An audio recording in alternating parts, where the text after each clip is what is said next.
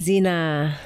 Hi, how are you doing? Hello, I'm very well. How are you doing? I'm good. Thank you so much for joining us in SUSU today. Thank you. I know you've had a long day. Yes, I have. What's been happening? What have you been up to? It's been a busy season at work. The last 4 or 5 weeks, we've had Interior Design Week, we've had Lagos Fashion Week, we've had GT Fashion Week, we've had Art X, and I'm involved in all these projects one way or the other. So it's just been back to back to back activities and activations. Got you. Now, this is why I was particularly interested in speaking with you, because you are in an industry that, in my opinion, from where I'm standing, has just kind of gotten this immense amount of attention, right? The communication, is it communication PR, right? And you do a little bit of fashion as well, as we sort of mentioned in your intro. Somehow Nigeria's media and creative space has been catapulted into a global stage right now. People are actively paying attention to what is happening in Africa, what is happening in the entertainment space, what is happening in music. And I believe that what you do cuts across those industries, right? You've got your fingers in fashion. By the way, you're an exceptional dresser, by the way. I've been on your social media platforms, and I'm just like, oh, that's cute. Oh, Thank you. Thinking, how much does this girl spend on her wardrobe, realistically? I'd rather Oh my not God. speak about that. Nobody's counting, of course, but you are an exceptional dresser, and you can just tell that you genuinely love fashion. And I can imagine you would, because obviously you love it so much, you're involved in that space. But kind of just talk us a little bit about what your career looks like, because I know you've kind of crossed over 2 industries here, right? Sort of talk us through that, how you kind of got to that space and how it's been going. Okay, so where to start from? So I'll start from home, my mother. My mom is someone who has paid a lot of attention to her fashion since I was born. I grew up in a household where, fashion was just in everything. Growing up, there was no social media back then. I didn't realize how famous my mother was until I was getting older and I just assumed everyone's mom dressed like mine, everyone's mom sounded like mine and all of that.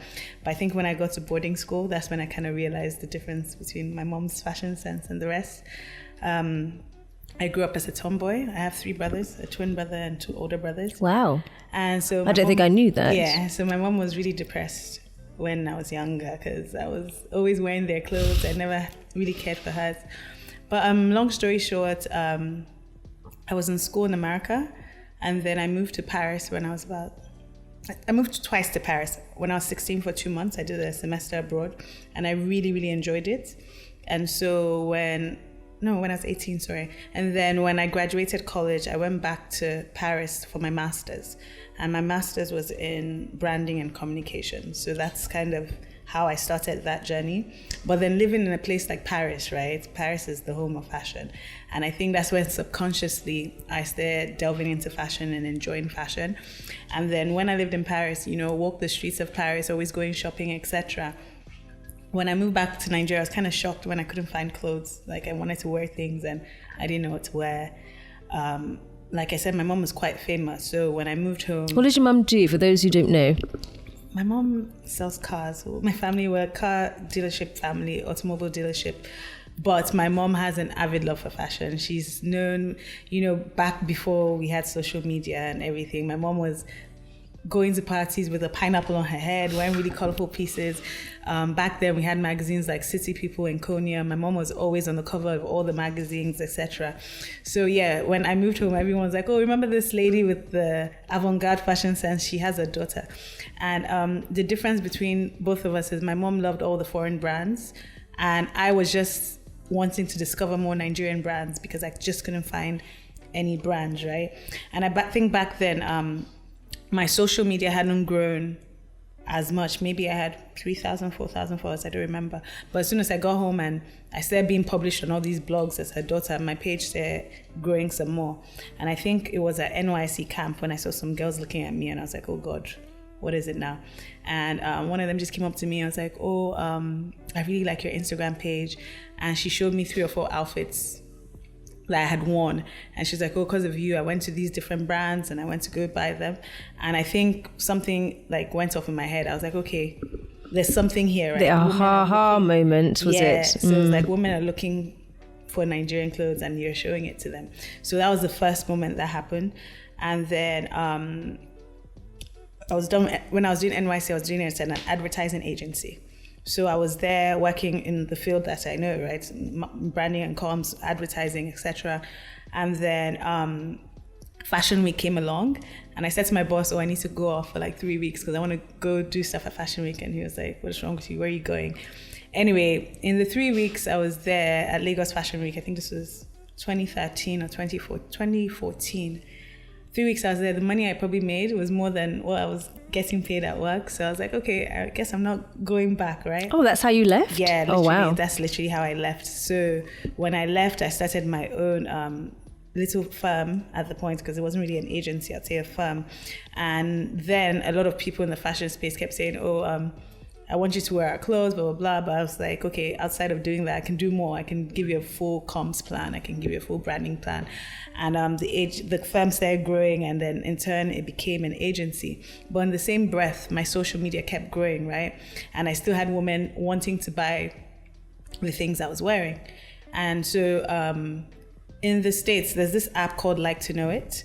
And what it is when someone is wearing something, so if let me say Kim Kardashian is wearing something and you like the picture, you get an email saying, her top is from Zara, her trousers are from H&M, her shoes are Balenciaga, and you can shop. So when I saw that... Directly from the app? Yeah, from the app, exactly. Oh, and pretty it's cool. affiliate marketing. So the influencer, whoever is connected, can make money. So I was like, okay, cool. Let me do that in Nigeria, right? That was the plan. But then the issue I faced was all these brands didn't have their own platforms for people to shop. So you know how you can just go on the Zara website to buy? These brands I was promoting and supporting did not have their own platforms. They either had stores or they were selling on Instagram. So at that point, that was another aha moment. I was like, okay, I need to create an avenue for people to shop. So that's how my website came about.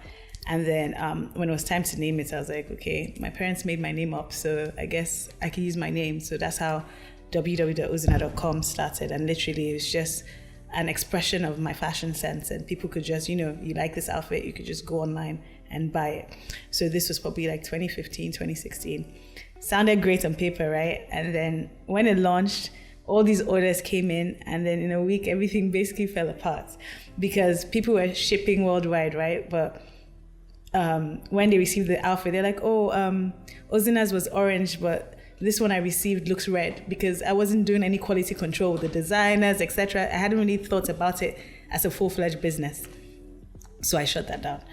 And then during COVID, a cousin of mine was just like, right now during COVID, everyone is shopping. Retail therapy. Imagine if your website was still up and running. Imagine how much money you'd be making right now. And I was like, okay, I need to take this business seriously. So I launched it again in 2020, and I haven't looked back since then. Wow. So on average, every day, what type of numbers are you guys doing on your website? It depends on the season. Like right now is Black Friday, so the numbers are great. 2 weeks ago, or last weekend, we had GT Fashion Weekend, and we have a pop-up area. And during that period, you always get a lot of orders because the money you're seeing in the 1-2 days of a pop-up is probably what we do in a month.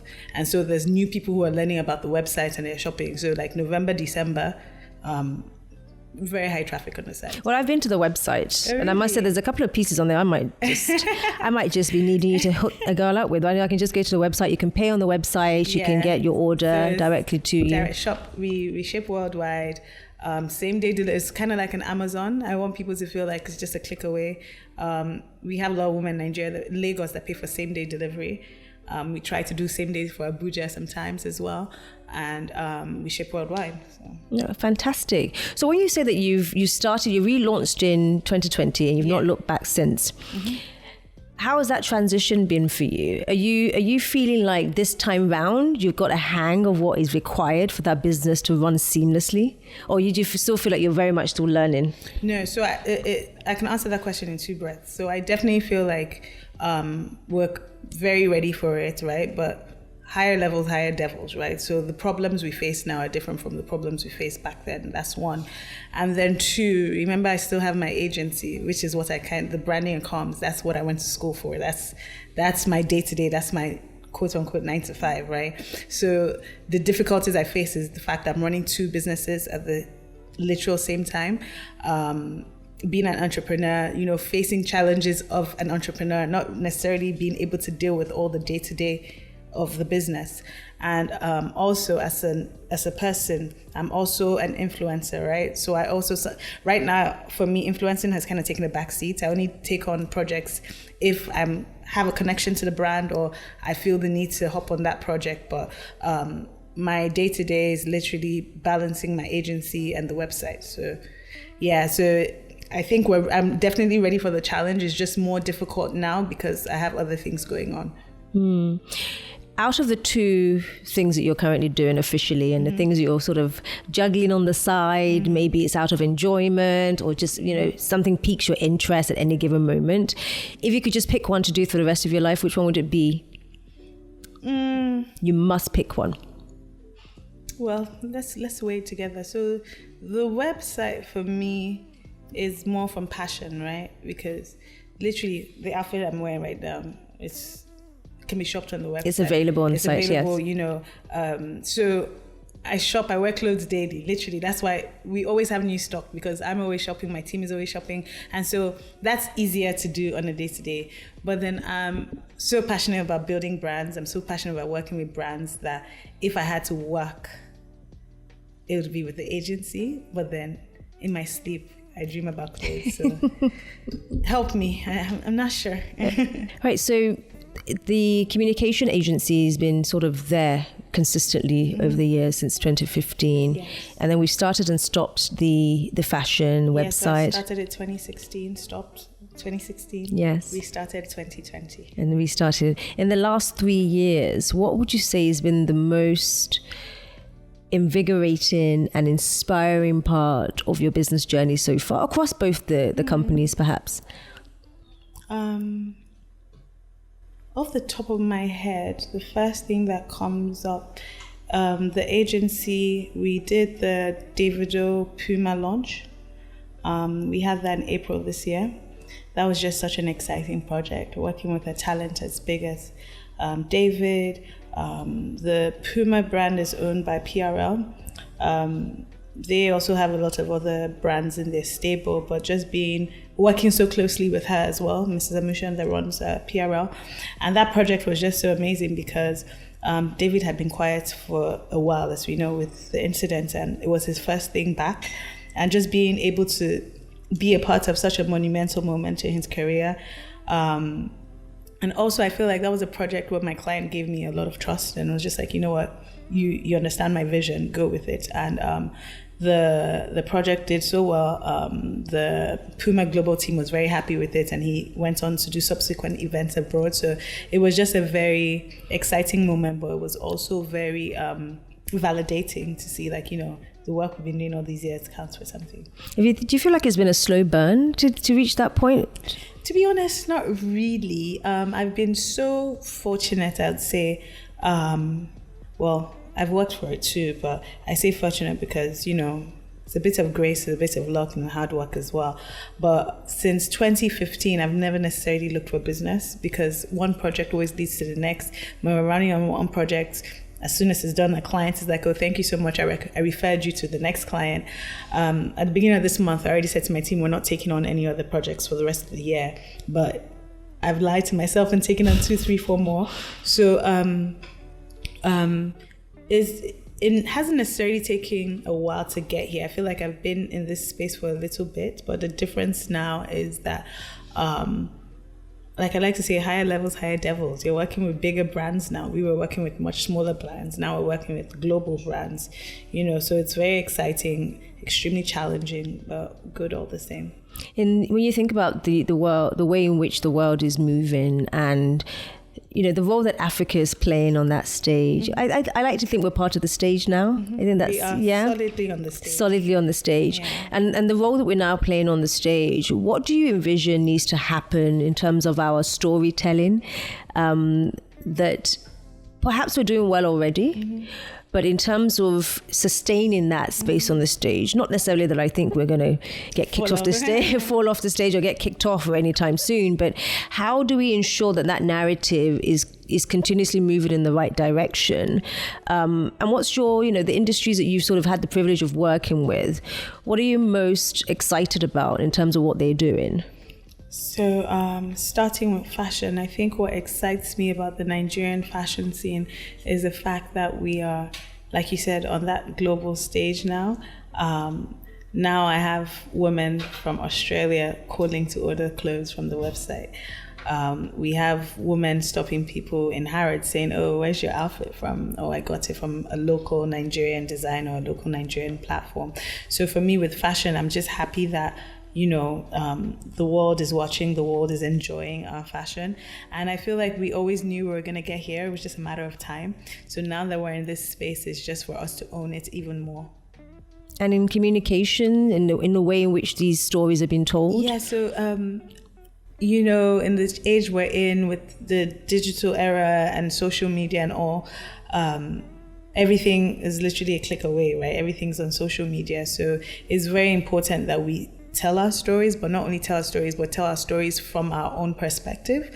And that's the thing that has changed now, Now, for example, brands are not shooting global campaigns and just asking us to run with it. They're reaching out to agencies here and saying, you know what, this is a global campaign and we want to talk to the Nigerian market. Why don't you come up with a strategy? Why don't you come up with a campaign? How do you think your audience can connect with this campaign? And we then tell it from the Nigerian angle, right? And then share it on our platforms. That's a huge win.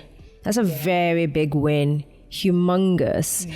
So in the people who are sort of the various different creatives that are working within this space, they seem to be getting younger and younger by the day, by the way. And it's becoming even more and more impressive when I see what these young people are doing. When I say young people, I'm still young. I'm not exactly out of it just yet. But I mean people who when we were possibly younger, did not think that you could get involved in this level of work at that age, right? You've got 15-year-olds who are creating mad content, who are really, they're really pushing the boundaries on what they can actually achieve in their own creativity and execution. When you sort of think about that and, in relation to what it is that you're doing, how are you embracing that? I don't want to call them Gen Zs, but they are. How are you embracing those individuals and those creatives within your own organizations, and how's it going? It's exciting. I always like to show them the realistic side of things. I have, a lot of younger ones that say to me, I want to be famous, or I want to be an influencer, or I want to be a boss, etc. You say all these glamorous things, but have you put in the work? A lot of times when people say I want to be an influencer, I say why? What are you doing? Because people forget that to be an influencer, right, you must be doing something in which then people see or hear your voice and then like your voice and want to hear you do it. Or they say, I want to be an entrepreneur. Do you know what it takes to be an entrepreneur? I still make a joke till today. If I find a job, I'm going to drop everything tomorrow. The only issue is I haven't found a job that's going to pay me as much as I'm making from my businesses, And people sound shocked to hear it because they assume that being an entrepreneur is all glamorous and, it's literally my biggest dream is to be able to, send one of those emails like, hi, I'm out of office for the next 3 days, please contact. I have never had the privilege of sending such an email. People think it's weird, but when I go on holiday, that's when I work the most. Because when I go on holiday, I'm away from work. And because I'm away from work, I have really bad anxiety, thinking like, I think we all have that in common, don't we? Yeah. So I don't even fly during the daytime. I can't do a long flight during the day because I'm just like, what's going to happen? You're completely disconnected? Yeah, that's too much for me. Unless it's a flight that I know is not so long where I can get connected to Wi-Fi, but my brain doesn't even let me fly during the day. So I think a lot of younger people are just stuck on the glamorous side of things and just want a shortcut as opposed to, putting their heads down and doing the work. What would you tell them though? A young person who's listening and just feels like, I don't want to put in 10 years. I've seen people who have been overnight successes, and why can't I have that? What would you say to them? Overnight success doesn't exist. It doesn't exist. It looks like an overnight success, but they've been doing so much behind the scenes that when they had that opportunity that looked like it was overnight, it was the experience, it was the knowledge, and it was the work they've done over time that's made it seem like an overnight success. Or I can give my example, my website, right? In 2020, someone can see and I say, she just started a website and boom, it was doing well. No, I mean, the 3 years we were offline was basically me learning and understanding the space better, right? It being successful 2020 again, because my profile and my social media had been growing over the years, that in 2020 when it launched, it was able to be successful.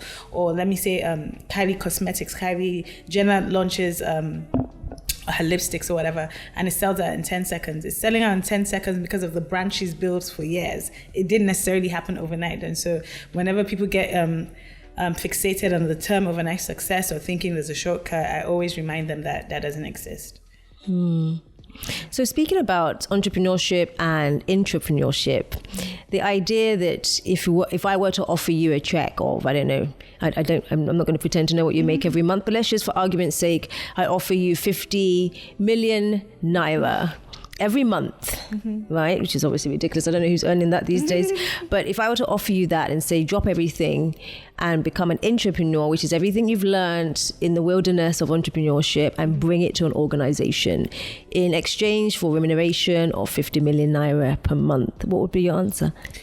It has to be passion driven. So it has to be a business that aligns with probably one of my businesses or has a similar goal, because as cliche as it sounds, I don't work for money. If I work for money, I probably wouldn't be in business today, right? I work because I am passionate about building these brands. I'm passionate about working with these brands.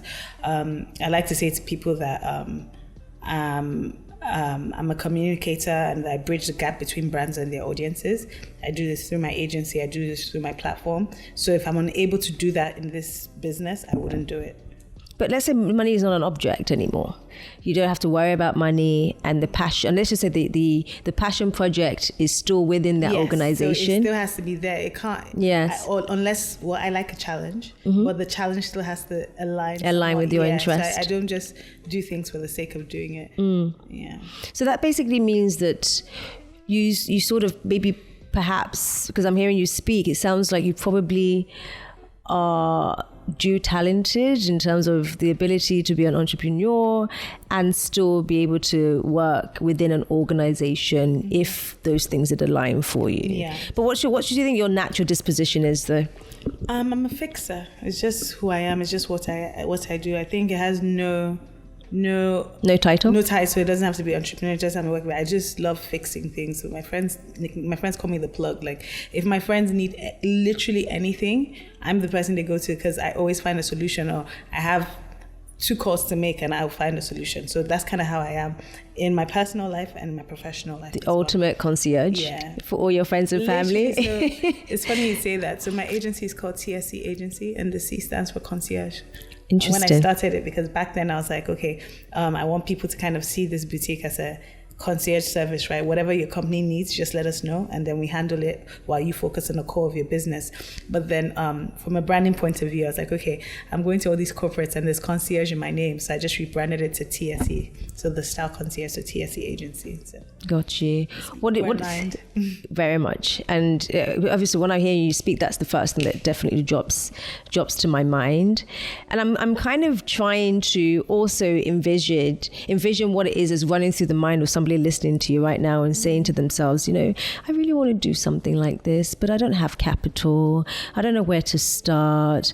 I'm coming from ground zero. In some instances, maybe even ground minus zero, because there's no capital to leverage on from the onset, right? But they have that passion, they have that interest already birthed in them, and maybe even have a sense of self-belief that given the opportunity, they can absolutely excel in this space. What would you say to them? What do you think they need to do? So I'm fortunate enough that both businesses were not capital intensive when I started, because the agency is a service-based business, right? We offer services in this space. With the website, when it started, I promised myself I wasn't going to put any money in it. And so how I started, it was literally, I did a closet sale, because I wear all these clothes on my social media. And I think the first day of the closet sale, we made about 800,000 naira. And wow, that's a lot of money. Yeah, and that's the money that started Zina.com.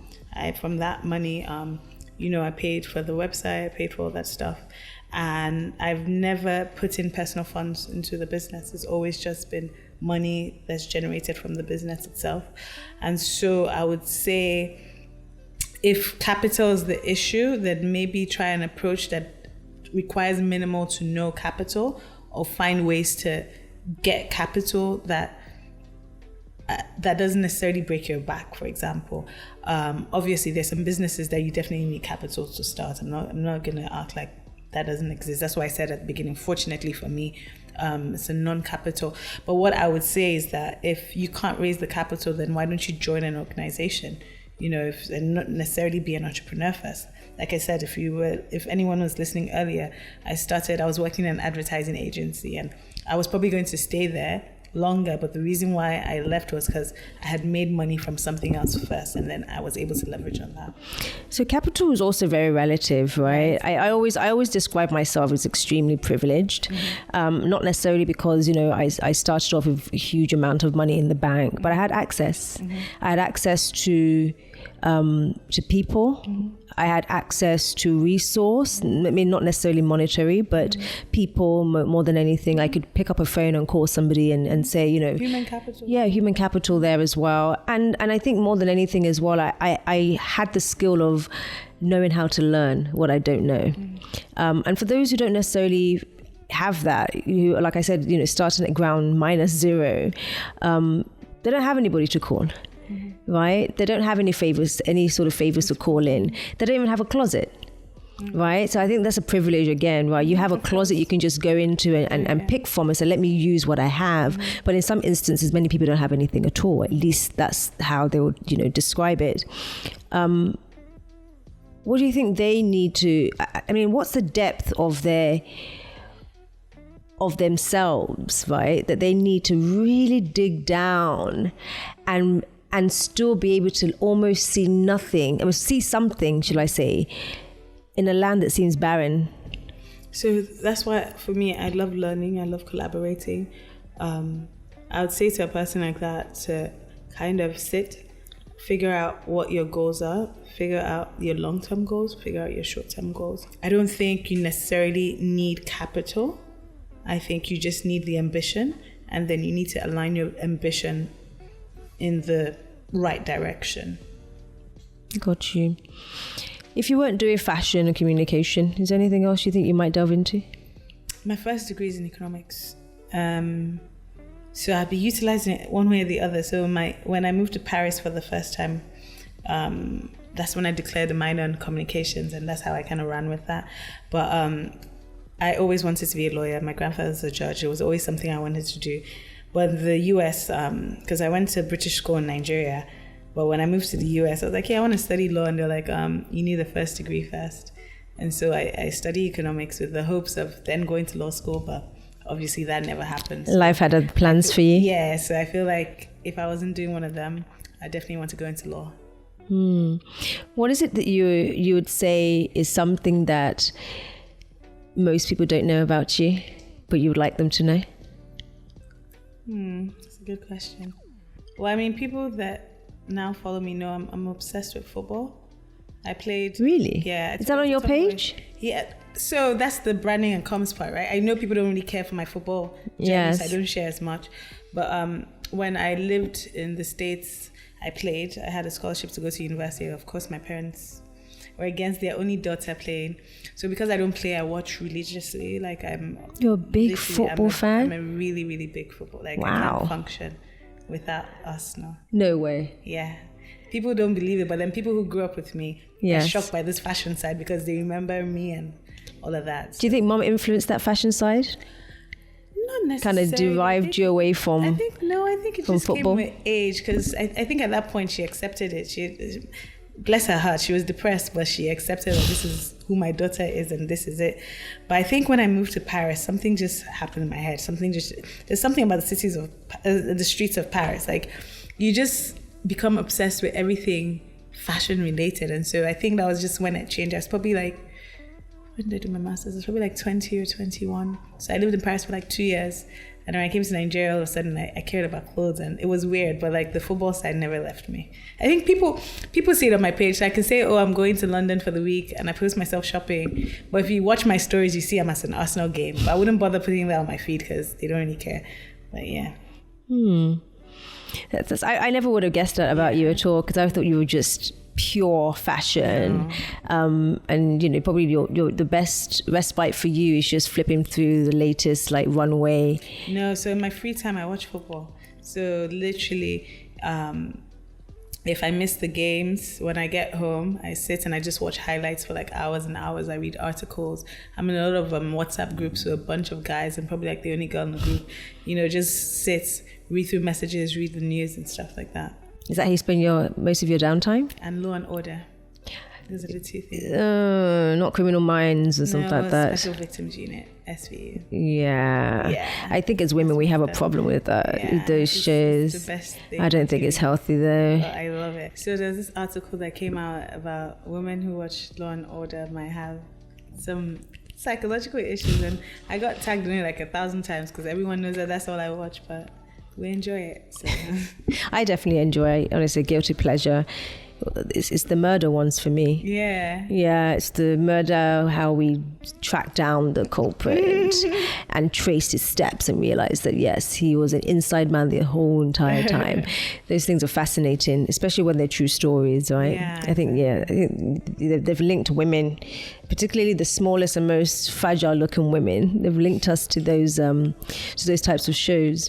But tell me a little bit about your mindset. How would you describe your mindset generally across board? I'm a very optimistic person. I believe in hard work. I believe in, you know, staying true to yourself. I lost my dad during COVID in 2020. I'm so sorry about that. Thank you. And I think my mindset kind of changed then. Not that it changed, or it kind of tilted a bit. So I became more daring and more fearless. I think the one thing in life that I was always scared of, or people are scared of, is like losing a loved one, right? But look at me here 3.5, 4 years later, almost 4 years later, and I'm relatively fine. So I think that mindset of, you know, just literally living your best life, understanding that, you know, not to sound morbid, but death isn't as far as we think it is. I think that has really helped me as a person. That has helped me make the most of my time, is change my priorities in general, and I'm still a positive person, but I'm just more in tune with the realities of life, and because of that, it's helped me grow and helped me make the most of the time that we have here. Were you really close to your dad? His best friend. Wow. Mm-hmm. How did you get? I'm the only daughter. So, wow. Yeah. How did you think what was it about that period that allowed you to find the strength to go through that? Because, you know, I've also lost some siblings. I've lost an older sister. I've also lost an older brother, just 5 years apart. And I think that type of loss sometimes, not that you get over it, but you sort of, you learn to live with it. Yeah, you sort of learn to reach to a place of comfort and acceptance that this is something that you've gone through, and it's either you see them as a source of joy or a source of pain when you think of them, right? So what was it about that period for you, going through that and losing your dad, made you have a breakthrough? Because from what you're describing, it sounds like you made a breakthrough at some point. Yes, so it's weird, right? But I was really glad in retrospect that it happened during COVID, because during COVID was a quiet time. I can't imagine now, you know, when I see people lose parents or loved ones, and there's all these people in their homes, and there's all these events, and there's so many people, I don't think I would have been able to deal with that, because I sort of live my life in the public light to an extent, and I wouldn't have wanted to go through such a process in such a public space. So I think going through it during COVID, I remember the morning he passed, there was no movement in Lagos, right? But the people who found their way to my home were my closest and my nearest and my dearest. So I was happy to have those people. It was a very interesting period, right? Because we were also going through COVID. I think lockdown started, and then my dad passed maybe 2 or 3 weeks after. So it was a weird time for the world in general, you know, having a COVID burial and all that stuff. So it was just an interesting time, but for me, I think I kind of accepted it for what it was and made the most of it to the best of my ability. Was it COVID that took your dad? No, he just passed during COVID, so people thought it was cancer. But yeah, it happened during COVID. I'm so sorry about that. That's exactly the same thing that took my sister as well. She was, she got to a point where she was incredibly brave, and she wanted to protect a lot of us from that, for that process for her. Did you get to see a lot of your dad's journey transition through that period? I was the one with him, yeah. The one with him. And how do you think that experience has really shaped you at this stage of your life now, just as a young woman, just living and doing her thing? The best part for me, or the better part for me, is the fact that I was so close to my dad, and just being there with him kind of made it easier, in the sense that I can't imagine, not being able to have been there. I think I would have struggled more, but the fact that I was there kind of helped me to an extent. To find peace with what was happening? Because it kind of made it more real, or I literally saw it, so yeah. And the time you got to spend? Yeah, how do you see that? Like I'm the textbook definition of a daddy's girl. I'm textbook definition of a princess. I'm daddy's girl, the only daughter, the last child. So all the work, whatever you think of, an only daughter, or a dad's favorite child, or last child, or whatever. I'm a mommy's everything. I'm literally that child, And so, in as much as people thought I would have struggled so much, I think that's actually why I was fine, because I had grown up with all this love and all this attention, and I had such a strong bond with my dad and my mom, my siblings, etc. That overwhelming feeling of love and support and guidance, etc., is kind of what made sure I was okay during that time. It sounds to me like a stable foundation that you probably didn't know was there yourself. Yeah, it's interesting. Like, I'm the only kid that's an entrepreneur, right? But my dad, my mom, my family, we have a car dealership that's been in business for over 40 years now. Probably my dad was one of the captains of his industry, and so I think subconsciously that's probably why I'm an entrepreneur, right? Because I literally saw my dad build his empire and all of that, and so it kind of probably subconsciously made me want to do the same in my own field. When you think about your own empire and how you're going about that, what is it about that journey for you that gives you a lease of hope? Because I imagine that your industry you guys are doing things that previous generations probably haven't done in this space. What is it in that journey that gives you that hope? And I'm asking if it in fact does. I'm assuming it does just from listening to you. What is it about that the next runway and the next steps or evolution of your journey gives you hope that it's absolutely going to be successful? Because surely you have that if you're embarking on it. Yes, I think for me, the thought of my business outliving me is what excites me. My father his business has outlived him, right? He's not here, but the business is thriving, still successful, and is doing well. And that's kind of the sort of motivation and inspiration that I have. The fact that we have people who shop on ozina.com and don't even know that it's a girl called Ozina behind it. They just assume it's an online shopping space, like how there's like victoriassecret.com, but there's probably a secret, or there's probably a story behind it. That's kind of what I want for my brand as well, and I feel like I'm on that journey. So yeah. And you feel confident that you're going to reach that promised land? The thing is, I'm probably the most confident person you'd ever encounter. That confidence has always been there, basis of how I was brought up, my parents, my family, and just my work. My work speaks for itself, and I'm glad about that. What are the things that you probably say, going back to your mindset and that assurance and that confidence, where would you pinpoint the weaknesses in yourself along that sort of... I think the weakness, I don't like that word, maybe I say challenge. Challenge, yes. We could go with challenge, yes. The challenge is, I think, also my optimism. Sometimes... the very thing that's helping you think is the same thing. Yeah, I refuse to see the problems or acknowledge problems or address them as tough or as hard as I should, just because I'm always like, it's going to work, it has to work out. And I think that can also sometimes be a weakness, because Why? because as an entrepreneur, you sometimes need to accept that a business will fail, right? We need to be realistic. Businesses do fail. Businesses fail all the time, right? And because of that, you need to be equipped for that failure. You need to be prepared for that failure. A challenge that I face all the time is sometimes when I'm faced with really tough problems in my business, instead of tackling them head on, I just try to stay optimistic, like it's going to be fine, it's going to be fine. But then it's a real problem that can essentially take the business down, right? And so maybe if that level of optimism could be sprinkled with a little bit more pessimism, just maybe. Pessimism or action?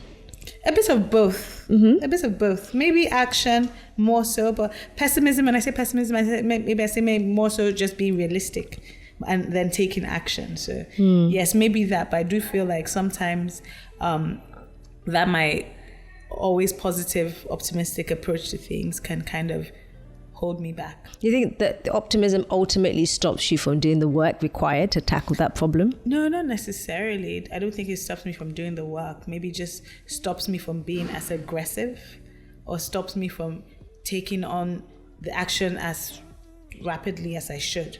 So it's not necessarily, I mean, my business is still here, right? So I know that I always do what I have to do, but maybe I would avoid having these issues if I was more realistic about certain things. More sort of urgent in your actions, perhaps. Yes, I resonate with that. Yeah. I think in this journey, sometimes we get the timing wrong so often. And I think really it's more about the timing rather than the inability to take action, because you spend so much time just mulling over, especially if you're a leader and people depend on you. You're mulling over, am I making the right decision? But a lot of the time it's about the timing. Thank you so much, Zina. That has been an incredible conversation, and I've loved getting a little frame and a little sort of peek into your world.